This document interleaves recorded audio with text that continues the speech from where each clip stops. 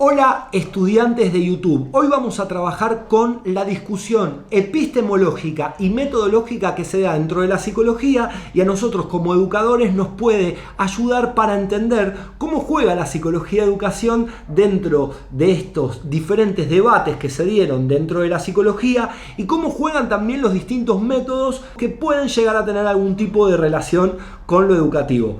¿Vamos? ¿Estás preparado? Dale, vamos. Cuando hablamos de epistemología, estamos hablando de la parte de la filosofía que estudia los argumentos, los fundamentos, los métodos que se dan en una ciencia. ¿Cuán veraz es tu método? ¿Cuán veraz es tu argumento? ¿Cuán veraz es tu fundamento para que la filosofía o la ciencia te considere ciencia? Entonces, cuando estamos hablando de una discusión epistemológica dentro de la psicología, estamos hablando dentro de una discusión sobre el fundamento y el argumento de lo que es la psicología, para qué es la psicología, y claramente estamos discutiendo sobre la validez metodológica que tiene cada terapia, cada escuela, cada teoría que se elaboró dentro de la ciencia psicológica. Vamos a poner un ejemplo de esta discusión. Podemos pensar que dentro del positivismo, si no sabes qué es el positivismo, acá te voy a dejar un enlace de un video que está buenísimo. Lo que debe abordar la ciencia es el estudio de los objetos que sean cuantificables, medibles, descriptibles. Entonces acá empezamos a entender, porque hay una parte de la psicología que describe lo que ve y hay otra parte de la psicología donde explica lo que ve. Ya no es analizar un objeto, sino es la interpretación de un sujeto. La discusión va en cómo se interpreta, en cómo se explica y en lo que cada terapia o cada escuela dentro de esta ciencia psicológica interpreta como una metodología válida o una interpretación válida. A ver, un ejemplo de una psicología positivista, ahí podemos ver el conductismo. ¿No sabes lo que es el conductismo? Acá te dejo un enlace para que lo sepas. Va a describir las conductas que son observables, medibles, cuantificables y va a describir al objeto, el conocimiento que adquiere el psicólogo sobre ese objeto. ¿Cuál es el objeto? Tu conducta, lo que haces. En cambio, el psicoanálisis, que lo podemos poner del otro lado de la discusión para graficar y para ejemplificar las discusiones epistemológicas, podemos pensar cómo hay una reflexión del conocimiento que adquiere el psicólogo sobre un sujeto. Técnicamente es un sujeto que te escucha y que interpreta desde el marco científico, desde el psicoanálisis, lo que vos estás diciendo, lo que a vos te está pasando, la descripción sobre tu psicología. Entonces, fíjate que la discusión está entre describir e interpretar. No es lo mismo describir lo que puedo medir, lo que puedo cuantificar, lo que puedo pesar, lo que puedo observar, a interpretar lo que a vos te está pasando, qué es lo que te está pasando, qué herramientas utilizo de forma interpretativa. Y algo que cuestiona el positivismo al psicoanálisis en esta discusión epistemológica es cuán veraz es tu interpretación. Porque lo que plantean es, tu interpretación no está manchada sobre lo que a vos te está pasando. El inconsciente existe. A ver, al principio, ahora hay como medio una amistad, la neurociencia un poco que unió esta discusión epistemológica, pero antes el positivismo no creía en el inconsciente. El psicoanálisis, ¿no sabes lo que es el psicoanálisis? Acá te dejo un video. El psicoanálisis fue muy resistido dentro de esta discusión epistemológica. ¿Por qué? Porque te hablaba de un inconsciente, te hablaba de un ello, te hablaba de un yo, te hablaba de los sueños, te hablaba de tu vínculo con tu familia. Entonces, lo que plantea el positivismo o la discusión se da en que muchas veces lo que el sujeto piensa puede llegar a embarrar la descripción del objeto. Entonces, ¿cuán veraz es la interpretación del objeto? ¿Cuán veraz es la descripción del objeto? Porque lo que podemos ver es que el psicoanálisis por ahí da algunas descripciones de un tamaño más profundo.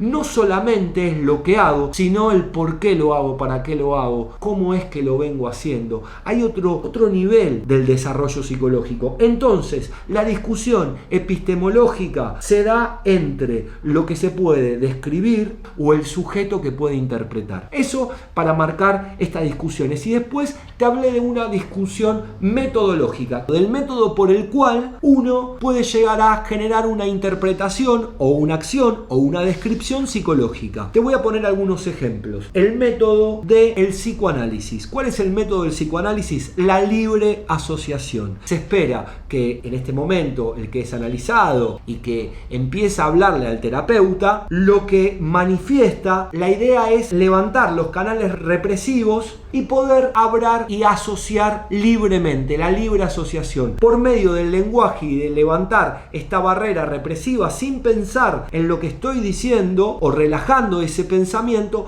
pueden salir algunas cuestiones y observaciones muy interesantes. La diferencia que existe en este método, el método del psicoanálisis y el método de introspección, que es el que te voy a explicar próximamente, es que hay un terapeuta, es que hay alguien que te está observando. O sea que la mirada del otro es importante. Y claramente es esta asociación y esta libre asociación a imágenes, a sueños, a actos fallidos, a experiencias, a relatar historias, a cómo lo estás contando, a cómo lo estás expresando y a cómo se manifiesta tu inconsciente en esto. Acordate que el método del psicoanálisis plantea la existencia del inconsciente. ¿Y qué le contradice al conductual o al método conductista? Que es imposible explicar las conductas sin saber qué es lo que te motivó a realizar esa conducta.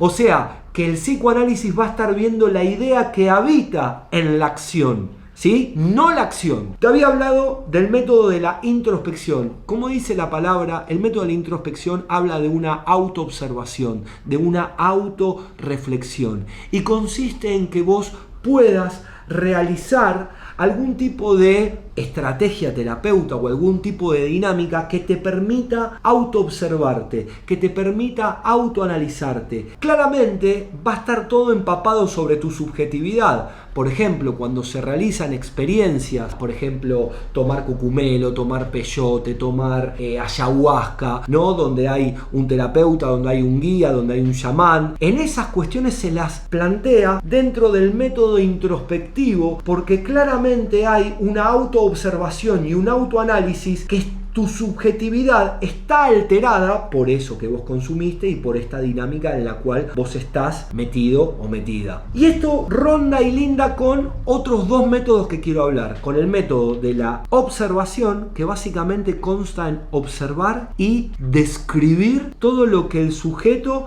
está realizando o todo lo que el sujeto está haciendo. ¿Cuál es la diferencia entre la observación y mirar? La observación es dirigida, tiene un foco, es activa. Mirar es relajado, es caótico. La mirada es caótica. La observación tiene un foco, tiene variables en la cual se está mirando y sabe qué mirar. Y después tenemos también el método experimental. Y acá podemos ver, por ejemplo, lo que es el famoso método de las palomas de Skinner o el famoso método que se realiza, ¿se acuerdan del perro de Pavlov? ¿No sabes nada de esto? Acá te dejo un enlace sobre el conductismo que está buenísimo y vas a entender un montón el método experimental.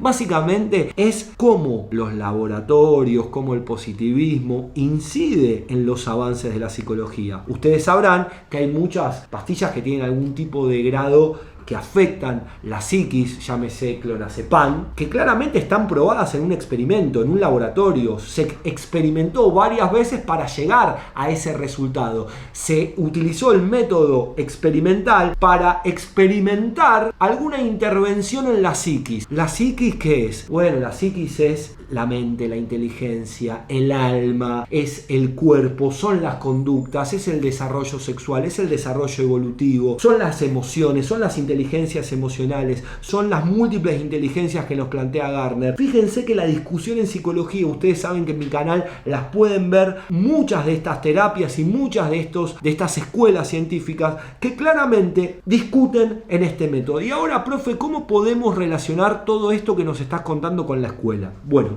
en varias formas. Claramente, la escuela que conoces hoy en día fue experimentándose con diseños curriculares, con prácticas educativas, formas de educar. Y no solamente experimenta el docente, sino se experimenta de forma sistémica. Por ejemplo, los cortes que hay entre el nivel inicial, el jardín, el kinder para algunas partes de Hispanoamérica, lo que es el nivel primario o la primaria y lo que es el nivel secundario, el nivel medio o la preparatoria, vemos que esos cortes no siempre fueron iguales. Se fue experimentando y tiene mucho que ver la psicología. Fíjate que las etapas evolutivas de Piaget, de Sigmund Freud, tienen que ver con esta experimentación. El timbre del recreo es una experimentación. Los actos en el colegio son experimentaciones. Levantar la mano, tomar distancia, todo el abordaje que hay sobre tu cuerpo, claramente hay una experimentación, hay una prueba, hay una incidencia en tu desarrollo psicológico. La observación, hablamos del panóptico. ¿No sabes lo que es el panóptico? ¿No sabes lo que es la escuela y el panóptico? Acá te dejo un video. Para la educación, la observación es vital. Observar, controlar, pero también para el docente es interesante observar a mis estudiantes, observar otras prácticas docentes, ¿no? Tener un foco. No sabes lo que es la observación, no te para de meter tarjetas. Acá te dejo otra tarjeta de la observación. Claramente el psicoanálisis con el desarrollo de la ley de la sexualidad, lo que es acá en Argentina la ley de educación sexual integral, claramente el método del psicoanálisis está presente en el desarrollo de esta ley. Y con el método de la introspección podemos pensar en la incorporación de las normas escolares en nuestras conductas, donde cuando hacemos algo que rompe la norma nos ponemos nerviosos, lo hacemos de forma secreta, lo tratamos de que el otro no se dé cuenta, o cuando alguien rompe las normas nos sentimos protegidos y queremos que al otro la norma le caiga porque la norma te protege pero a la vez te reprime. Entonces todo ese control que hay con la norma es parte de lo introspectivo, es parte de lo que vos vas incorporando desde afuera. Y claramente importan tus conductas, claramente importan lo que podés observar, lo que podés describir, pero claramente importa, si queremos formar sujetos críticos, entonces estamos formando sujetos que tengan una crítica, y cuando hablamos de crítica estamos hablando de interpretación, estamos hablando de cómo el sujeto interpreta el objeto. Entonces el método o esta discusión epistemológica que se da en el psicoanálisis, pero que se da entre describir e interpretar, juega también muy importante en la escuela, porque la escuela te da herramientas para describir, pero también te da herramientas para interpretar. Espero que te haya servido. Acordate de suscribirte a mi canal y agradecerte un montón por estar acá en el canal de Sebastián Fiorino.